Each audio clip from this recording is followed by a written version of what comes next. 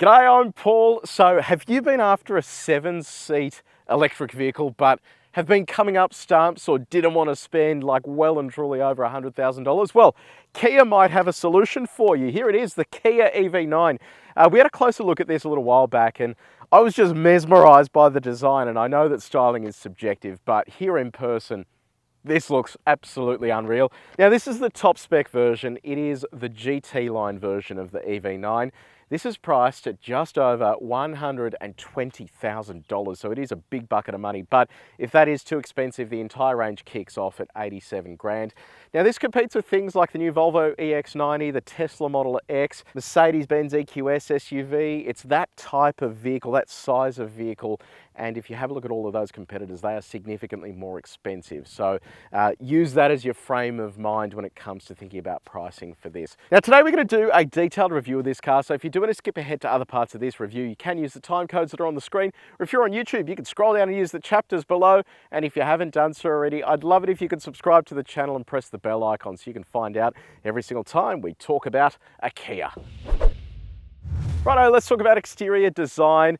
And I'm going to start off with the dimensions of this. This is an enormous vehicle. It sits on a 3.1 metre wheelbase, and a wheelbase is the length between the centre of the front wheel to the centre of the back wheel. The bigger that number is, the more room you should have inside the cabin, and that's going to come in handy for something like this, which is a 7-seater. This colour here, it's a matte colour. It's called Ocean Blue. It's only available on the top spec, and that's about $4,000 extra for that colour as well. Down the front here, you've got that Kia logo. And then as you fall down the front here, it comes down to the cooling. This is active vane technology, so it basically opens up when the vehicle needs additional cooling. Look at these headlights. So full LED headlights with adaptive beam. Kind of like that design with that LED daytime running light section down the front there, and then lashings of black down the bottom there, and then that sort of metallic color down the bottom as well. Now, around the side of the car, you're sitting on a set of big old 21-inch alloy wheels. They have an aero cover on them. This will be interesting to see how this goes. 21 isn't outrageous. We drove, what was it recently? The XM that was on 23-inch alloy wheels. So this is certainly a step back from that. So hopefully this goes well. This actually had an Australian ride and handling tune, so it should benefit from a decent set of wheels and someone that has taken Australia's roads into consideration. Piano black on these wheel arches. Normally I hate piano black inside a cabin, but it kind of works here on the outside. Not too many people are going to be touching that, so it should be okay. Look at this stumpy thing here. So this is your wing mirror. It's a video mirror. You have screens inside the car, and then there's a camera built into here. The whole purpose of this is that it's more aerodynamic, and in theory it should give you slightly more range, but I don't know. The thing with this stuff is you knock that off, that would cost an absolute fortune to replace. So something worth keeping in mind. Little camera built into there as well. So more of that piano black down the side here. You have door handles that come in and out depending on whether the car's locked or unlocked.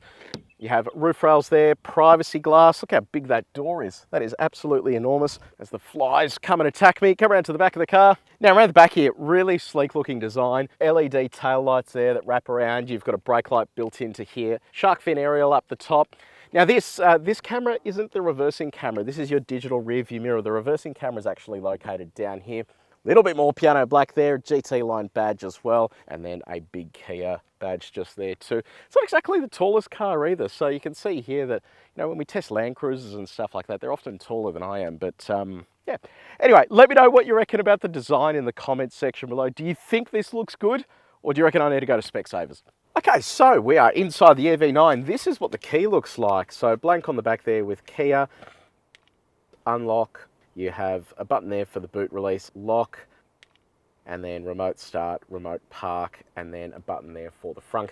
Now, this is actually made out of recycled materials, which is pretty cool. And then when you press anything on there, that lights up green, which I really like. Proximity sensing key, so you can leave that in your pocket once you're inside. You have a push button start just here over on the gear lever, which is now a twisty thing. So what do we think about this interior? So this is a $120,000 car. I think what they've done here is they've gone for a minimalist approach, and if you have a look at some of these surfaces, they look like hard sort of scratchy plastics, but they're actually quite soft, and then they have this textured material built into this material is actually a capacitive touch button, which I really like. That is such a cool little setup.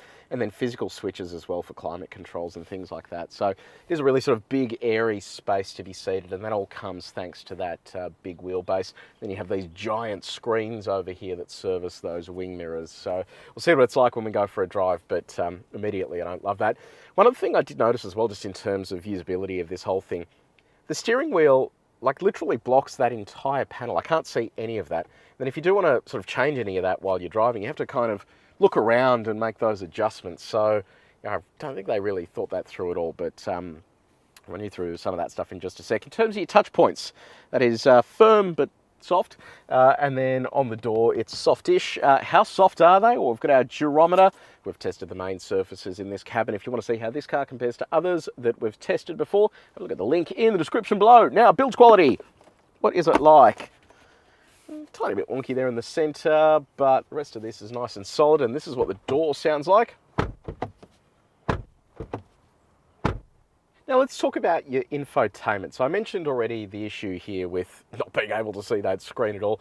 But in terms of the infotainment system, it's new. Well, it's new to Kia. So this looks totally different to what we've seen already, and I really like it. It is such a high resolution display, nice and quick as well. It has connected services too, so you can connect your phone to the vehicle and access it remotely. So inbuilt satellite navigation, similar to the system they had previously. Which is a good thing. And it is cool to see a shortcut menu up the top here that gives you access to stuff like quiet mode and passenger talk, which is the feature that allows you to press a button and then it uses a microphone up the front here to relay your voice to the back of the car. It actually sounds like I'm in an echoey hall here. Coo-wee! Woo! Yeah, anyway. On the radio front, you have AM, FM, and DAB digital radio, and it's all plumbed through a 14-speaker Meridian branded sound system. It's a good sound system. It sounds really nice and punchy. Smartphone mirroring comes with Apple CarPlay and Android Auto. Now, they are going to roll out an over-the-air update soon, which will bring wireless smartphone mirroring, which is great, but at the moment it is wired. This is what Apple CarPlay looks like. So there it is. Nice big full screen integration. No dramas there. Very good. And this is what Android Auto looks like. So full screen integration again. That all looks quite nice as well. In addition to that, you have a screen here ahead of the driver. So this is configurable. You can switch between the screens just by using the steering wheel button here. So safety tech, you have autonomous emergency braking that has pedestrian, cyclist, all sorts of detection. You have rear cross traffic alert, front cross traffic alert, blind spot monitoring. You have these cameras that come on every time you change a lane. I think these are a fantastic innovation. You've got these digital mirrors just there. You have a digital rear view camera as well. Front and rear parking sensors and a 360 camera in addition to radar cruise control and a lane keeping assistant that I'll run you through later on. But this is what the camera looks like. So quality of that is fantastic. You can clearly see what's on the suitcase there, and that's your 360 view. It's a little bit warped around the edges, but that view out the back is great. You can then switch to a 3D view as well, and then you can look out the front there and the back as well. This is what the horn sounds like. Now moving on to practicality, and we'll start off with your connectivity. So down here you've got USB-C ports and a 12-volt outlet, but I love this setup. So behind there is your 12-volt outlet. It's got this clever little door on it. Then what you can also do is, this is your port for smartphone mirroring, but you can switch between mirroring and USB or just charging just by pushing that. So really cool setup, and I like that there's a bit of innovation behind this stuff. In terms of storing your phone, it can sort of live anywhere. There is so much storage here. You've got a wireless phone charger just there as well. In terms of bottle storage, so this is a regular size bottle. Fits into here without any dramas. The interesting thing is 2 different size bottle holders just there. I'll see if the big one actually fits in there. Nice, big one fits in too. You can retract these, so you just fold that away. So it gives you additional storage if you need it. And then you just pop them back when you want to, and there's a cubby door on that, so you can't see it from the outside either. You have bottle storage inside the doors, not for a big bottle though, I don't think. Yeah, it fits in there. You just have to push it in a little bit. In terms of the rest of your storage, so tiny little glove box up here, which is quite strange, but then you have stacks of storage down the bottom there. Actually, almost forgot there is a fingerprint scanner here as well for saving your driver profiles. And then finally a glove box, which is like a bucket style arrangement, which is nice and decent there as well. So comfort, you've got dual zone automatic climate control up the front here. You have heated and cooled seats for the front row and the second row, heated steering wheel, massage on the seat as well, seat memory. This seat has so many adjustments, so you can go forwards, backwards, backrest can go forwards, backwards.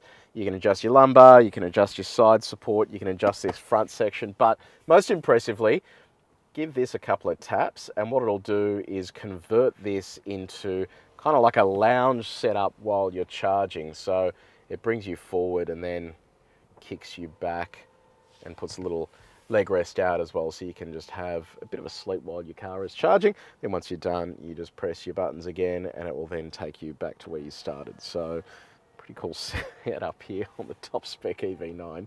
Your steering is electrically adjustable, so up, down, in, out. Now our reach test. Got to tell you, it's not great. So I was driving here this morning and had issues with this visibility stuff, but even just reaching some of these critical controls like the volume or any of these buttons, you have to really lean forward. And if you're using any apps on the screen here, you have to go all the way in to reach stuff. And I just don't know that this has been designed all that well. They really need to set up like that BMW curve display that comes out a little bit there towards the driver so you can actually access all of those controls safely. Now, second row of the EV9, what's it like? So, knee room is great, toe room is pretty good, headroom is great as well. It's actually a load of space back here, which is good. So if you've got kids, they're going to find it comfortable. If you've got adults, you're going to have no dramas at all. You can adjust the second row forwards and backwards to give yourself more room in the third row if you need to. Back here, you're also going to find things like heating and cooling for the two outboard seats, USB-C ports, you've got two cup holders, plus a giant hole under here, which explains why there wasn't a great deal of glove box space. Mat pockets, you've got center armrest here with two cup holders as well. Privacy blinds, controls here for your blower, which is great. You've got a blind here for the sunroof, so you've got a sunroof there and a glass roof just here. And then, most importantly, does the window go all the way down? So it's auto up and down. Boom, look at that, goes all the way down. Very nice. Now, we did have a look at this car recently in a showroom and I jumped into the third row and there wasn't a huge amount of room back there. So as an adult space, it's not fantastic and you really do have to shift this second row out of the way if you do want to fit an adult in there. So it is okay for short trips, but it is certainly more a kid's space than an adult space. But you do get vents in the back there along with USB charging as well in case you need it. Speaking of kids, ISOFIX points on the two outboard seats. You've also got top tether points and then ISOFIX in your third row as well. Okay, let's talk cargo space. So you've got a powered tailgate. Whack that open. So behind the third row, even though there isn't a great deal of room there for adults, you do have a stack of storage space here and you can see they've prioritized storage behind the third row over space in the third row, but it means you have a little over 300 litres to work with. There is no spare tyre, so you have a tyre repair kit and then storage for your cargo blind under here as well. You have a 12 volt outlet off to the side, manual release there for the boot. You've got a 250 volt outlet over here, 16 amps. You can either use this or the V2L socket out of the side of the vehicle. You also have releases there for the second row as well. I'll show you what it looks like with our bags in there. So laptop bag there and then suitcase in there, all fits in very nicely without any dramas. Then what you can do is drop that third row out of the way. Once that's gone, you have a little over 800 litres of cargo space, but if you want the ultimate, you can drop your second row. That expands the space to over 2,000 litres. It's like a minivan. You've also got storage under the front bonnet as well. Well, the bonnet, you don't have a back bonnet, do you? You've also got storage over there if you just want to put your cable in and a couple of other odds and ends. Now, before we go for a drive, let's talk about charging and batteries. So depending on which grade you go for, battery sizes vary. You've got one that's around the 70 kilowatt hour mark and then one that's around the 90 kilowatt hour mark. You basically access the charging port behind here, just like the EV6 that's on an electric sort of hood. You've got AC charging and DC charging. DC charging is at 800 volts and up to 350 kilowatts, although it will probably average around the 200 kilowatt mark, just like the EV6 does. And that's great for a vehicle like this because you've got a big battery. You want to fill it as quickly as you can, and this is going to allow you to do that. It also has vehicle to load, so using this top AC socket, you can actually power appliances. Comes in handy if you're going to go camping and that sort of stuff. This has mild off-road ability, so if you do want to go camping with the kids, you can run a fridge or charge an iPad or do something else to keep them entertained while you're at it. Okay, so we have just hit the road in the EV9. Hear that noise? That is the most annoying feature ever created by a car manufacturer. Actually, this has a couple of them. First is this driver distraction monitor that constantly goes off even if you are not distracted.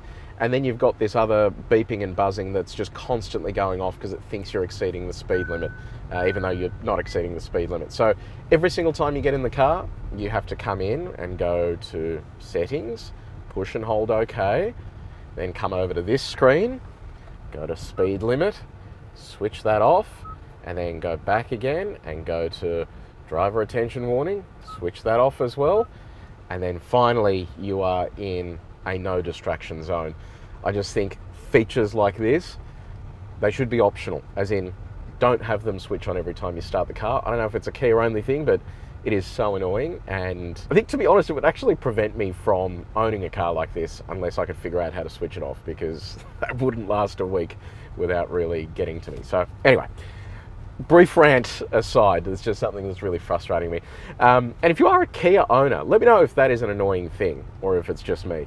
Anyway, so that aside, what's all this about? What's it like? So this particular spec, the top spec GT line, so it's a dual motor setup. So you have a motor on the front axle, motor on the rear axle, and we also get a higher performance tune here in Australia. So we get higher output torque rating. So it's different in other parts of the world. So combined, it's just over 300 kilowatts of power and 700 Newton meters of torque. And that's apportioned 141 kilowatts of power to both the front and the rear axles with 350 Newton meters of torque. And that actually means that this thing has a fair bit of punch. So give yourself a kick of the throttle and it really does sort of pin you back in the seat nicely. So it's got plenty of go, and just from a mobility point of view, it is a really well put together drivetrain because it is ready to rumble. Another point of frustration I've got as well, and I've noticed this with a number of other brands, is that if you do want to opt for single pedal driving, so this has a number of regen levels plus an auto mode. So level 1 is obviously not much, level 0 is nothing, and then you can go all the way through to what they call the I pedal, which is their single pedal driving, and it brings the car to a full stop. It's quite a decent setup and quite happy with how it works, but you need to activate that every single time you drive the car. So just another sort of weird thing that I don't know exactly why they do it. In terms of economy, this is a big vehicle. It's it's not far under 3 tons. You add a few passengers in and you're getting to that sort of 3-ton mark. And that means that it does use a fair bit of juice when it's running. So it's around 23 kilowatt hours per 100K. So that is sort of getting up there. And when you consider what this vehicle needs to do, it needs to be able to transport 7 people. It's got a 2.5-ton brake towing capacity.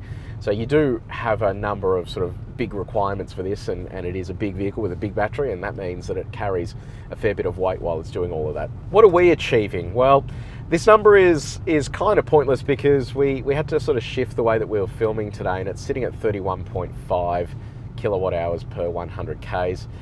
So it's not really an entirely accurate figure because we would have used less if we weren't driving the way we were at the start of the day. Okay, time to attack our sine waves. It is a pretty soft ride, so I'll be curious to see what this is like. We do this at 130 Ks an hour, which is maximum speed limit in Australia. It gives us a good indication of what body control's like. Yeah, look, it is floaty, but it's not the end of the world. And there are a couple of caveats here. So this was tuned here in Australia, so there was an Australian ride and handling tune put together for this. Ultimately, you do have a number of limitations to work with. So you've got those big wheels, you've got the need for 7 seats, it needs to be comfortable, needs to handle, it's on a 3.1 metre wheelbase. These are all massive engineering challenges, and what it's done there on the sine waves is actually not too bad when you consider the size of the vehicle and all of those characteristics it needs to meet. Okay, bumpy road time. This is shocker of a road with cobblestones and corrugations. I'll do this at 90 Ks an hour, test that Australian ride and handling tune. So they use frequency selective damping similar to what they have in the EV6, but this has a lifter on the rear as well.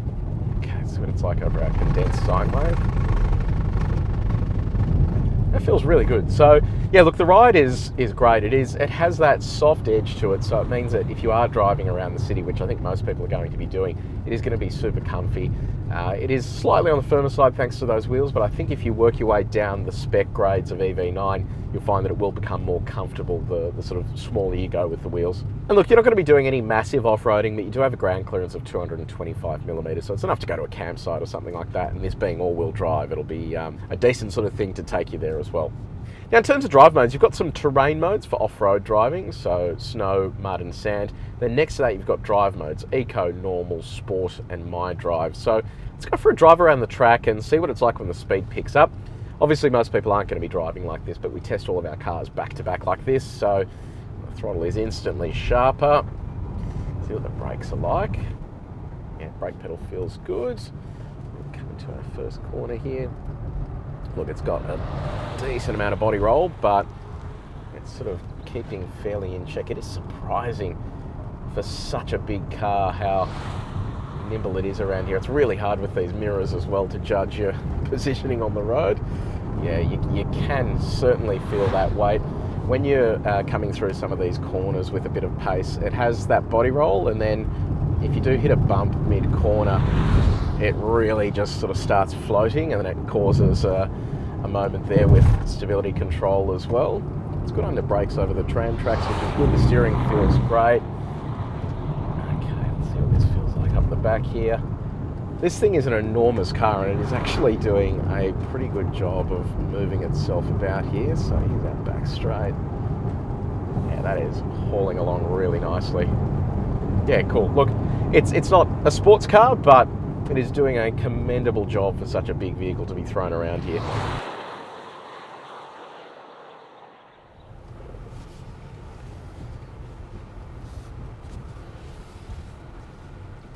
Now let's talk visibility. I'm really not a fan of these sort of digital mirrors. I don't know if it's just because I haven't used them enough, haven't lived with a car like this for a longer period, but I just find them really hard to use simply because of perspective. So when you are looking at it, if you move your head, you're not really given additional perspective, whereas when there is a wing mirror on the side there, you can move your head around to get the perspective down the side of the vehicle. So to me, they're not a great solution, but you know, it's the latest trend and all that sort of stuff. But the good news is you don't have to have it if you buy an EV9. You can get a lower model without that equipped. Visibility out the back is okay, but if you do have that third row up, you really are quite compromised there. Thankfully, this has a digital mirror, so you just flick that on, and then it doesn't matter how many people you've got in the car, that solves all your problems. It's worth pointing out as well, this has a pretty decent turning circle. So if you are sort of trying to do tight U-turns and stuff, you've got a big wheelbase, big turning circle. It can be pretty cumbersome to maneuver, but you know, it is what it is. It is a big vehicle like that, but it is worth just keeping in mind. You do have great cameras and all that sort of stuff, but it can be just a little bit tricky to maneuver. Now, let's talk about autonomy. And I drove the car here this morning on the freeway and I'm pretty impressed with how this works. So let's test it out on our track here.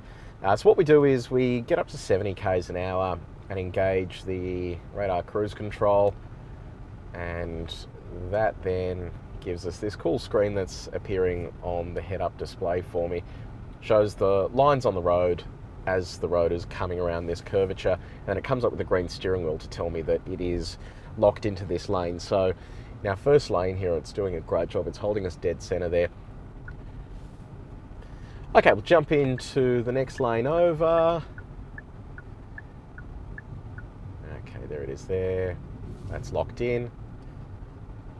Excellent, yet again, keeping us dead center in that lane. That's cool. All right, jump up to our outermost lane. This is where most of the cars struggle, and typically if they do well here, they do well on the road as well. So that's locked in. I'm just gonna let go of the wheel.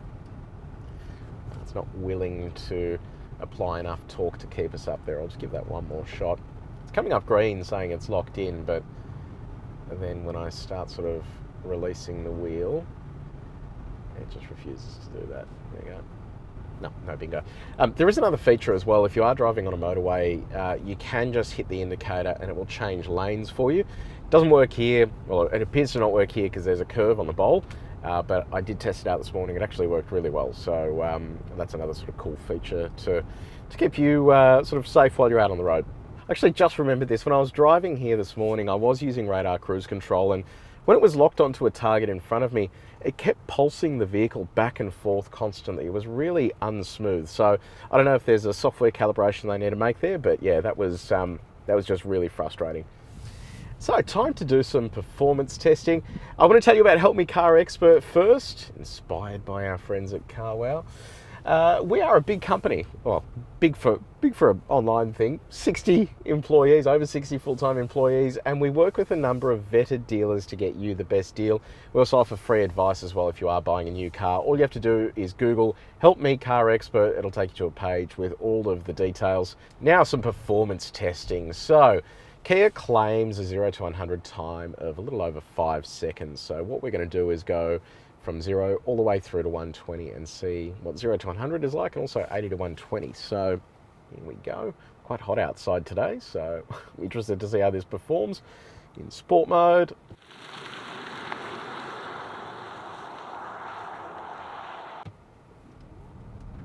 Nice, that is great off the line there.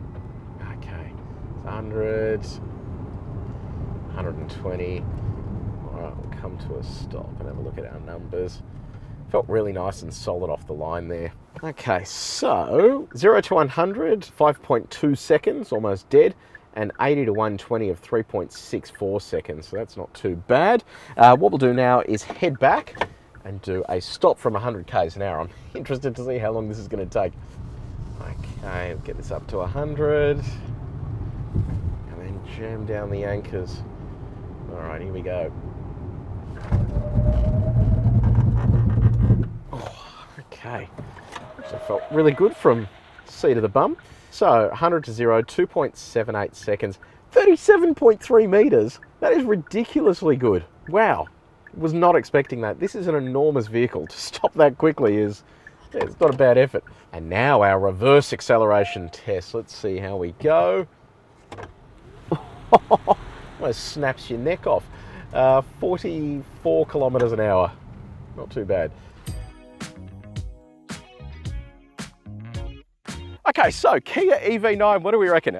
So I'll give you two answers. One, in the scope of EVs, if EVs were the only thing out there and we were comparing this to every other EV on the market, this thing is unreal. If you compare it to all the other 7-seat EVs, none of them have the vibe that this has. It looks cool, the inside is jam-packed with features, and for 120 grand, you are getting so much technology in there, all that's standard. There are some annoying features like the safety stuff you have to switch off every time, so that is worth keeping in mind. But if you look outside of that, it is the ultimate family SUV that is an EV. But if you take EV out of the equation, it is a lot of money. 120 grand will buy you a Sorento plus another car. It'll buy you a lot of big SUVs as well that'll do towing and all the extra stuff that an EV can't really do at this stage. So you have to really want an EV for this to make sense. And if you do want an EV that is 7 seats, this is the best one that you can buy out there. But if you are just after a big family car, it is a big step up in price, and I just don't know that people are ready to jump there just yet. So let me know, have you ordered one?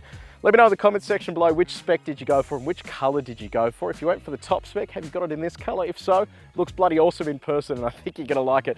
If you did enjoy this video, please make sure you like it and you share it with your mates. And if you haven't done so already, subscribe to our channel and press the bell icon. But until next time, take it easy.